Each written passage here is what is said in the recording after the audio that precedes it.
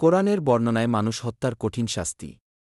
মানবজীবনের সার্বিক নিরাপত্তা নিশ্চিত করেছে ইসলাম। অন্যায়ভাবে রক্তপাত ও মানবহত্যা হারাম।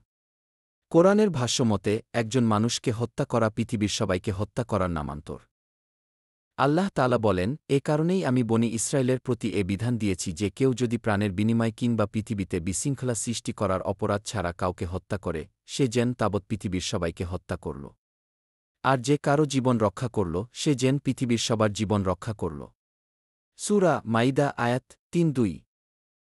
এই আয়াতের ব্যাখ্যায় মুফাসসিররা লিখেন, যদি পৃথিবীতে রক্তপাত ও হত্যাকাণ্ড ব্যাপক হয়ে যায়, তাহলে জগতের কেউ নিরাপদ থাকবে না। এজন্য সব ধরনের হত্যাকাণ্ড গোড়া থেকে বন্ধ করে দেওয়ার লক্ষ্যে কোনো একজনের হত্যাকাণ্ডকে পৃথিবীর সবার হত্যাকাণ্ড বলে আখ্যায়িত করা হয়েছে। মানুষ হত্যা মহাপাপ। কাউকে অন্যায়ভাবে হত্যা করা সবচেয়ে জঘন্য অপরাধ। আনাস রাদিয়াল্লাহু আনহু থেকে বর্ণিত, রাসূলুল্লাহ সাল্লাল্লাহু আলাইহিস সাল্লাম বলেন, সবচেয়ে বড় পাপ হল আল্লাহর শরীক সাব্যস্ত করা, কাউকে হত্যা করা, মাতাপিতার অবাধ্য হওয়া এবং মিথ্যা কথা বলা কিংবা মিথ্যা সাক্ষ্য দেওয়া।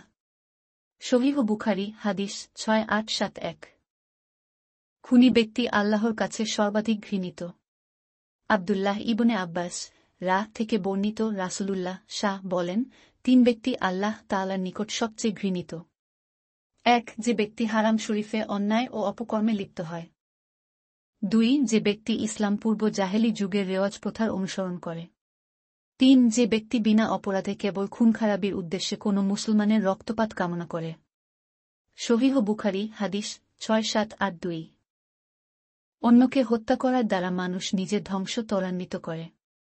আব্দুল্লাহ ইবনে উমর বলেন, যেসব অপরাধে নিজেকে জড়িয়ে ফেলার পর তার ধ্বংস থেকে আত্মরক্ষার উপায় থাকে না, সেগুলোর একটি হল কাউকে অন্যায়ভাবে হত্যা করা। সহিহ বুখারী হাদিস ৬৮৬৩। মানুষ হত্যার শাস্তি। কোনো মানুষকে হত্যা করার শাস্তি অত্যন্ত ভয়াবহ। মুসলমানের খুনের ইবাদত কবুল হয় না।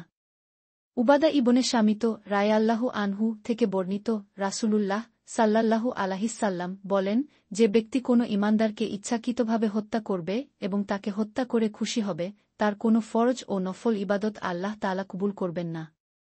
সহিহ বুখারী হাদিস ৪২২১।